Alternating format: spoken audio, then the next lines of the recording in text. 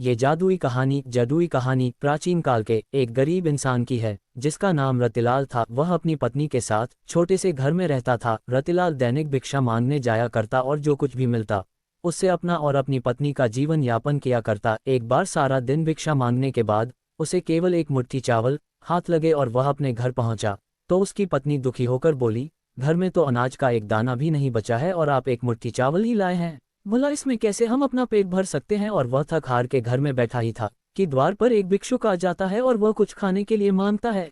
रतिलाल धर्म संकट में फंस जाता है। अब वह एक मुट्ठी चावल अपनी पत्नी को दे या सामने खड़े भिक्षु को, लेकिन वह द्वार पर आए किसी व्यक्ति को बिना कुछ दिए जाने नहीं दे सकता था। इसलिए उसने वह चावल भिक्षुक की टोकरी में डाल दिया। रतिलाल की पत्नी अंदर काम कर रही थी और जैसे ही वह बाहर आई तो रतिलाल ने भिक्षुक को चावल देने वाली बात बता दी और इस बात को सुनते ही रतिलाल की पत्नी गुस्से में आ गई।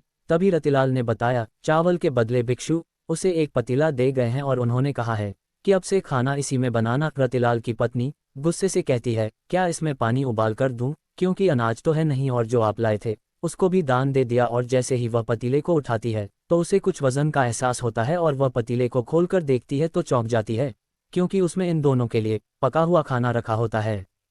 रतिलाल की पत्नी के चेहरे में खाने को देखकर मुस्कुराहट आ जाती है। दरअसल उसने कई दिनों से ठीक से खाना नहीं खाया था, लेकिन रतिलाल यह नहीं समझ पा रहा था कि वह भिक्षु तो उसे खाली पतीला देकर गया था, तो इसमें खाना कहाँ से आया। और वह आश्चर्य से यह बात अपनी पत्नी को कहता है, लेकिन वह कई दिनों से भूखी है, इसलिए उसकी बात नज़रअंदाज करके खाने को घूरती रहती है और अपने पति से कहती है, बड़े दिनों बाद इतना स्वादिष्ट भोजन देखने को मिला, चलिए खाते हैं। और रतिलाल खाना खाने बैठ जाता है, लेकिन अभी भी उसका ध्यान उसी बात पर टिका होता है, क्या ये बर्तन जादुई पतीला है। भोजन करने के बाद वह अपनी पत्नी से अपने दिमाग में चल रही उथल पुथल के चलते ये बात कहने से अपने आप को रोक नहीं पाया कि जरूर यह जादुई पतीला है जिससे इच्छानुसार भोजन प्राप्त किया जा सकता है। तभी दोनों ने मिलकर पतीले का परीक्षण करने का विचार बनाया और पतीला खाली करके पतीले से दोबारा भोजन बनाने का आग्रह किया और कुछ क्षण में उनकी इच्छानुसार भोजन बनकर तैयार हो गया। ये देखते ही दोनों खुश हो जाते हैं, क्योंकि अब उनकी भूख हमेशा के लिए शांत हो जाएगी और उन्हें खाने के लिए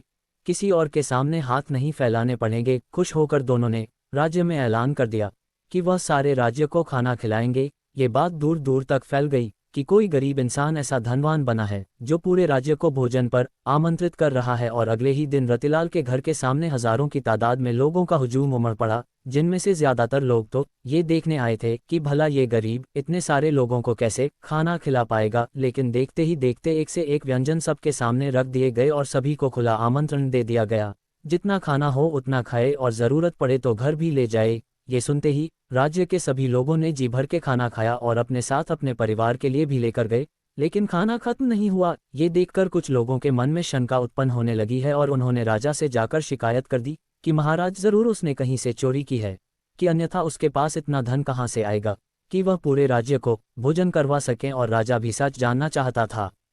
राजा ने रतिलाल को अपने दरबार बुलवाया। रतिलाल ने जादुई पतीले की बात राजा से कह दी। राजा के मन में पतीले की बात सुनते ही लालच आ गया और उसने रतिलाल से वह पतीला प्राप्त कर लिया। लेकिन राजा के हाथ में पतीला आते ही बेअसर हो गया। राजा को लगा कि जादुई पतीले की बात झूठ है और उसने रतिलाल को गिरफ्तार कर लिया और उस पर चोरी का आरोप लगाया गया। रतिलाल सबके सामने चिल्लाता रहा, मैंने चोरी नहीं की, लेकिन उसकी बात पर किसी को यकीन नहीं था।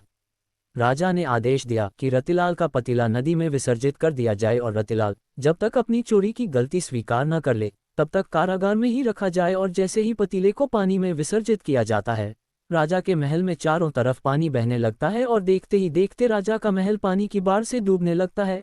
राजा अचानक अपने महल की ऐसी स्थिति से घबरा जाता है, उसे समझ में नहीं आता कि यह कैसे हो रहा है। तभी वह अपने राज्य के ज्योतिष आचार्यों से चर्चा करता है और आचार्य उसे बताते हैं कि तुमने एक निर्दोष व्यक्ति को कारागार में डालकर अपराध किया है, इसलिए आपके महल की ये स्थिति हो गई है और यदि आपने उसे कारागार से वापस नहीं निकाला तो इस राज्य का सर्वनाश हो जाएगा।